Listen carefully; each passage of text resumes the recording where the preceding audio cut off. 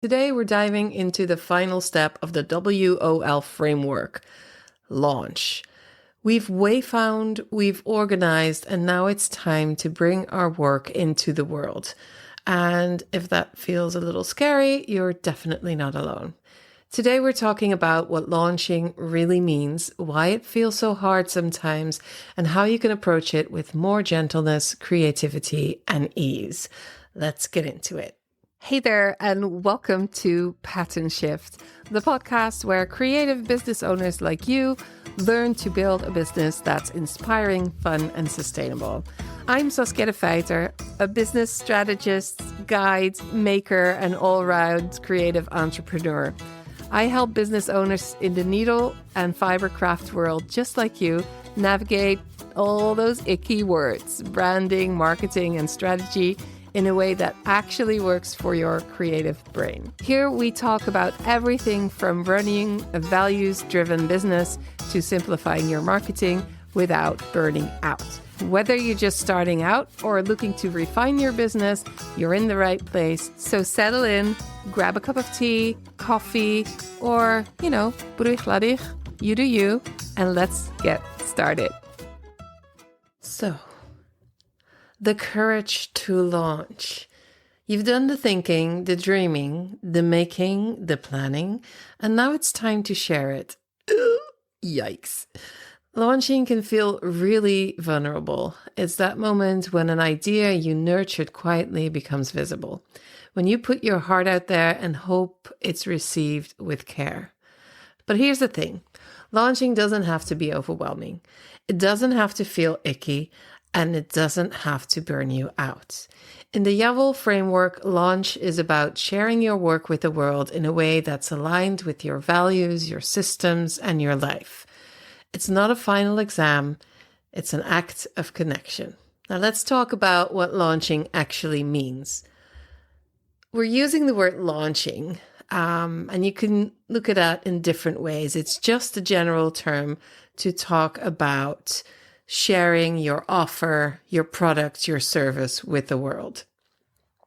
So it's not just a flashy product drop or a fancy sales page. It's sharing what you've made. It's announcing a new workshop, sending an update to your newsletter, posting about your process, or simply opening the doors to something you're proud of, literally or figuratively.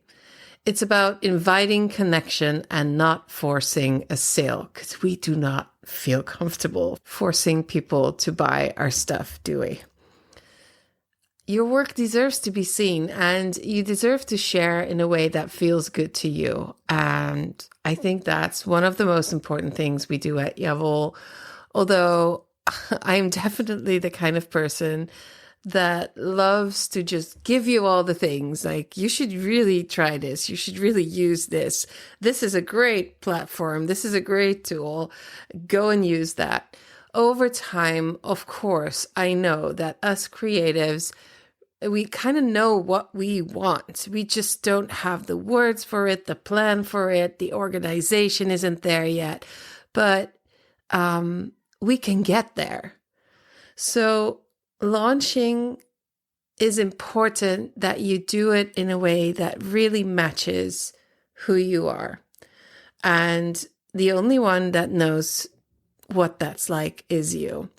As I'm going further in my coaching education, I'm learning so much about myself and about other people in the creative industry and how we like to do things. And sometimes you really need a teacher. You really need to learn about things specifically. But sometimes you just really need to figure out what works for you by either doing it or talking it through. So why does it feel so hard to bring something into the world to launch? And that might especially be for creative makers and neurodivergent brains. Because launching invites a whole bundle of tricky feelings: the feel of failure, the fear of judgment, fear of nobody showing up. Perfectionism creeps in, imposter syndrome throws a party. Your brain tells you it's safer not to share at all. And for many of us with neurodivergent brains as well, there's also that dopamine cliff. Finishing something feels great until it doesn't. And suddenly, after the high of creating, there's this crash, and the thought of sharing feels overwhelming, and you kind of want to move on with the next thing because you're done. You've made it. You've created something, and that was the high. And so sometimes the launching part goes to the back, and it's overwhelming. This is why I love soft structures and gentle self-support tools. We have to design launches that support us and not exhaust us. Don't look at, and it's kind of tricky to say this because I'm in the seat of like the marketing person, the communications person that is sharing things with you. But at the same time, I feel like don't always listen to those marketing pros online, the flashy types with, I don't know, the type, the flashy ones with the big words and the everything. And I feel that sometimes it's really counterproductive to try to match that kind of a thing. It's so much more important for us to figure out how we feel comfortable while still doing the thing. Like, I'm not saying refrain from launching. Absolutely not. The point is that you get your stuff out there, but do it in a way that matches you as a person and your life. And there's ways to do that. Absolutely. So I love rethinking launching as a cycle, like not a moment. It sometimes feels very big, like you've designed a pattern and it took a while. You've created a new collection of hand-dyed yarns. You're just starting to teach a new workshop. These can sometimes feel like peak moments, but if you're looking at cycles, that brings on a different kind of feeling. When we treat launches like one-shot events, like build, panic, vanish, launching can be a rhythm, not just flashy fireworks. Instead of one big splash, think of it as a layered process over time, like sneak peeks, behind the scenes shares, storytelling about the process, invitations to connect. You don't have to do it all at once. You don't have to be everywhere at once. Slow, spacious launches are still launches. I'm aware that the word launch comes up a lot because this episode is about launching. And of course, it fits the YAVL framework of wayfinding, organizing, and launching. It's just the word I chose for getting your product, your offer out there. So don't put too much weight to the word itself. How do you sell? How do you get your stuff out there? So let's get back to gentle launch ideas that feel good. You can share in stages. Like, as I said before, sneak peeks or little glimpses before you actually open the doors to your workshop online. Sneak peeks of your designing process, your swatches, or the color inspiration that you had for your yarns. Tell stories. What inspired you? Why did you make it? What does it mean to you? And how does it fit your values as a person, as a business? Because that really connects to your audience. So you can use your existing platforms, your newsletter, your community. If you have a vlog, a blog, a podcast, you can use all of that to do these small drops of information that tell a story. And I also want to say, don't get overwhelmed. I know of people that have a lot of these platforms going, and there's a little overwhelm creeping in where they are almost more of a content creator than they are a textile artist, just using general words. Be aware, what is your goal? What are you doing? And how much time do you actually want to spend launching? And how much time do you actually want to do what you love? Just putting it out there. Create from connection and not just conversion. Of course, the goal is to sell. That's why you're in this business. Otherwise, it would be a hobby. You have to sell. The goal is selling. But selling often feels so icky to us that we have to look at it differently. And not just looking at it differently, feel different about it. And you don't have to lie to yourself. Because when you think about connection with your audience, offering them something they need, something they love, that is offering. They can choose whether or not they want it. You're not pushing. You're just offering them an option of making their life better in one way or another. So be kind to yourself in the way you talk about these things. It can be human and heartfelt and real. Just keep it close to yourself, to your values, to who you are as a person. Make it natural. Like that is a make it natural. That sentence feels weird because how can you make it natural? Make it be natural. This is sometimes where language is complicated. Just be yourself. I can remember, like as a teenager, people saying, "Just be yourself. It'll all be fine. Just be yourself." And you're like, "I don't even know who I am." Yeah. So, as yourself as possible, wherever that is in your journey of finding yourself. Try to be as authentic as you can be, because that comes across. Also, you know what's really cool?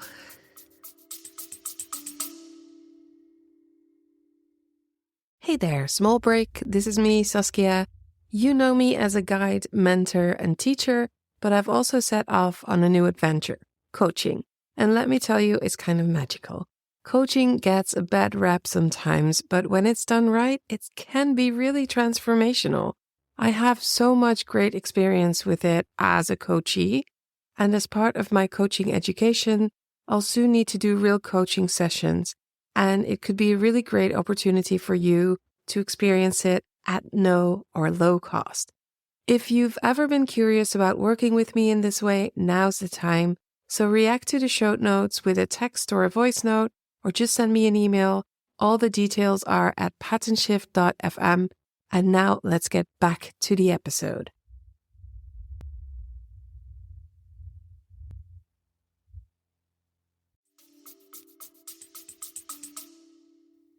If you are just really honest and open, that is a really magical way of connecting with people, because people can tell.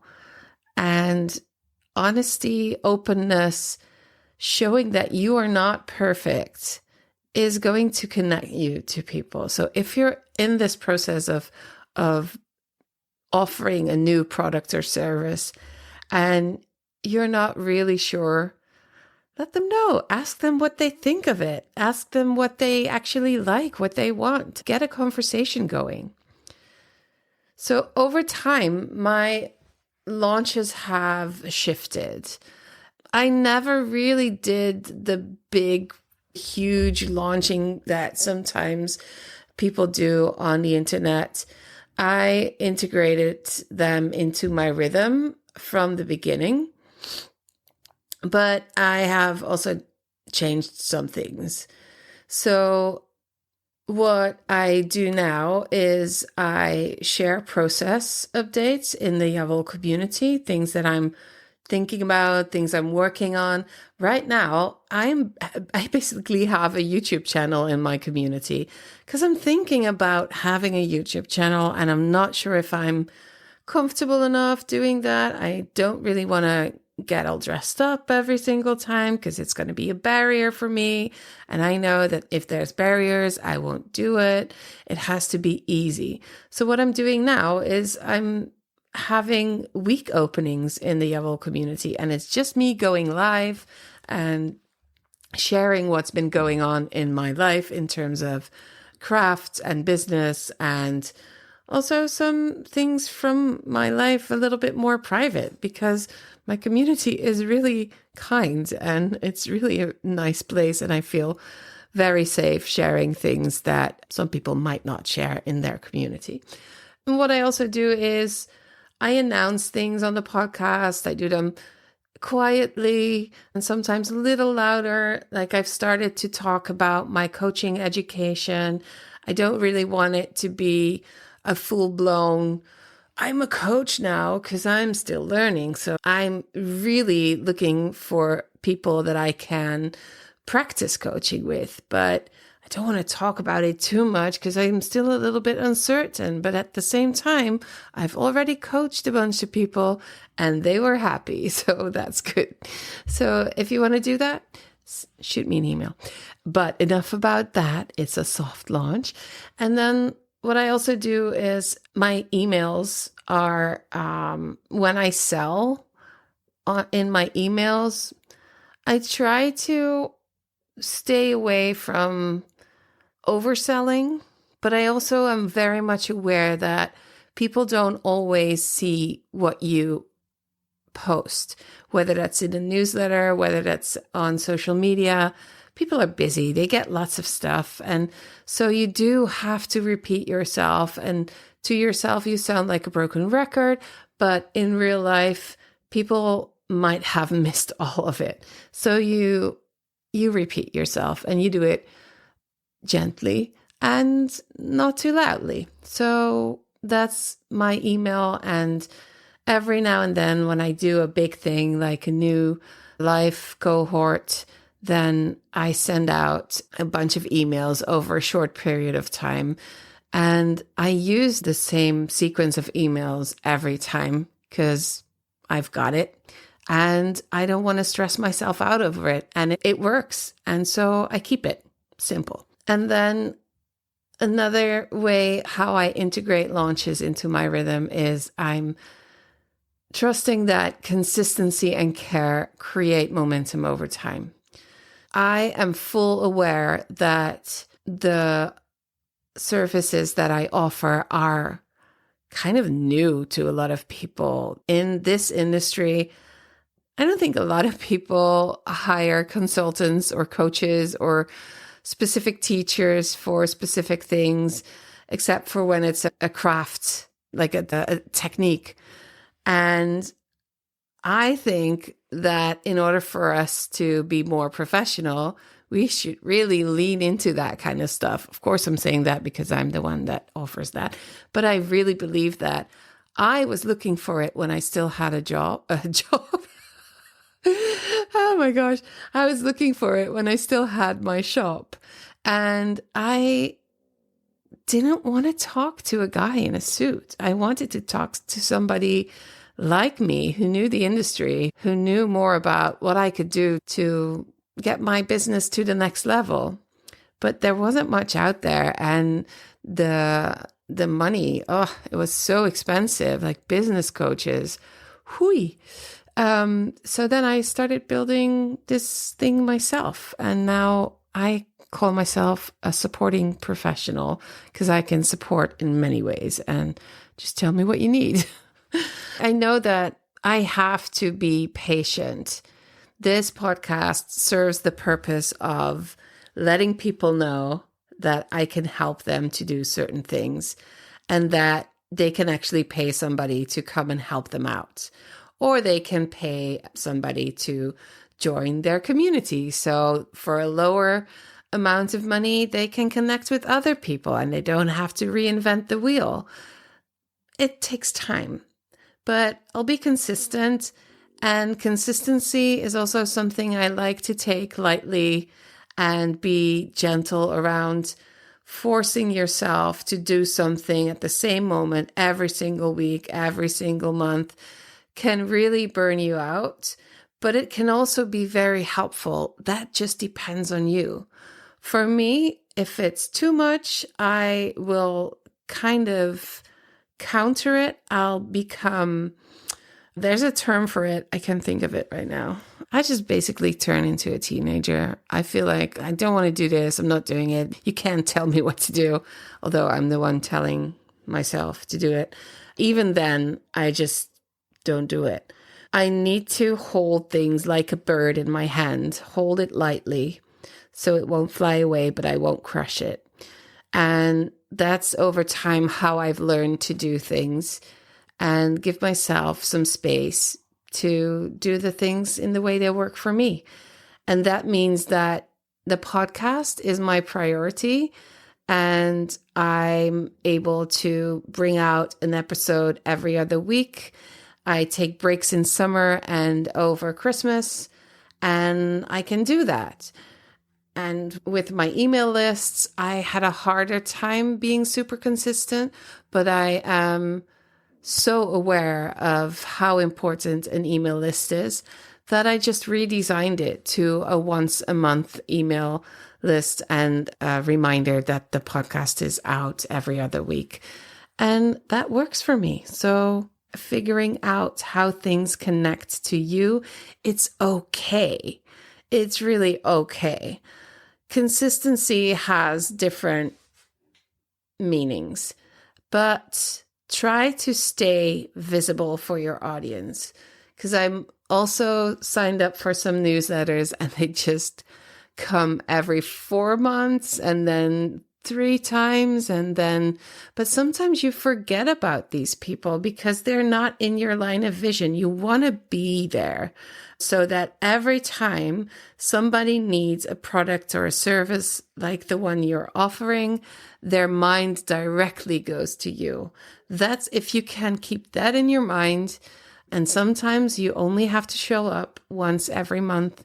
And sometimes if you offer something that a lot of other people are offering this, a similar thing, there's 2 things you should do is to find how you are different as a person, but also with your products, and build a brand around that. And this is another episode entirely, but now I'm talking about it. So, and show up regularly so they don't forget you. Okay.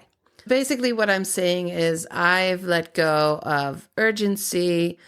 I've let go of the perfect funnels.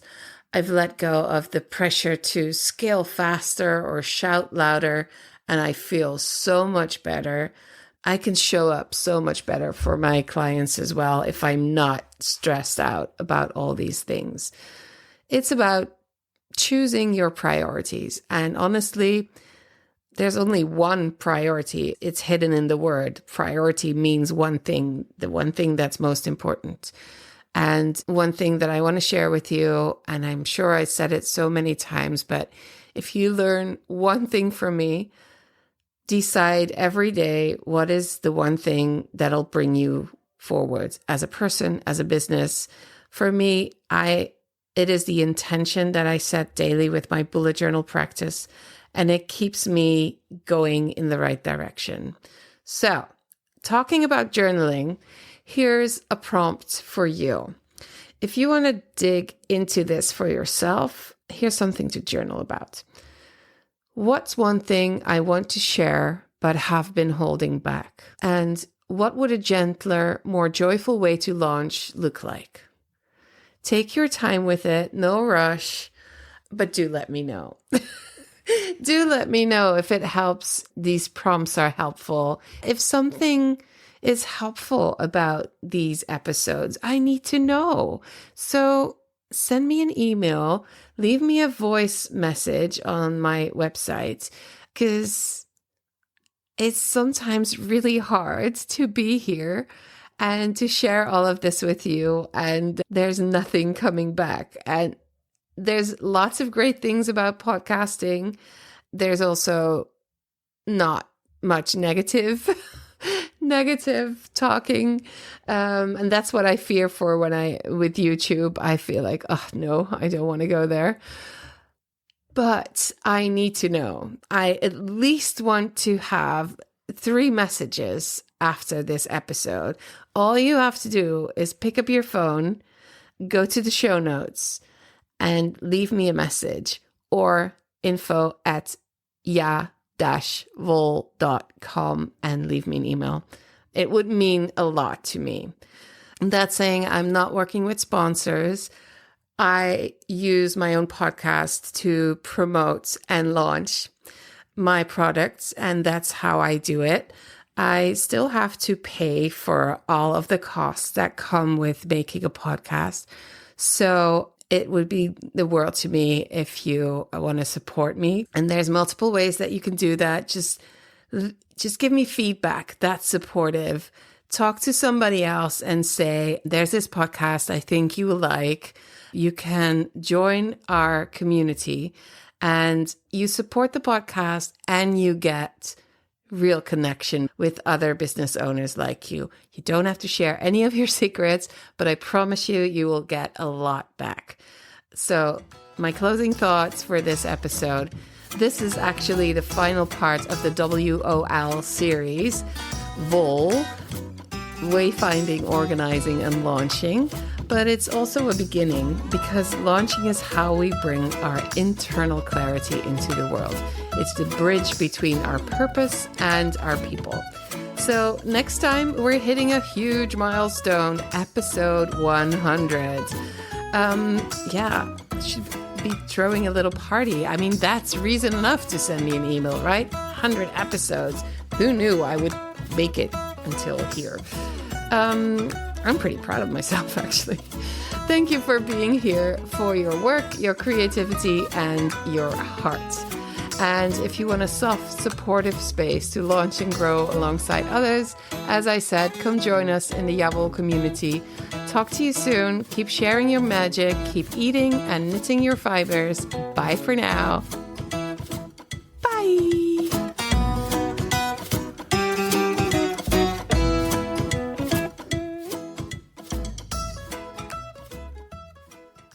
Welcome to the ad section. Here at Pattern Shift, I do not work with sponsors. I'm not the kind of content creator that makes a living in this way.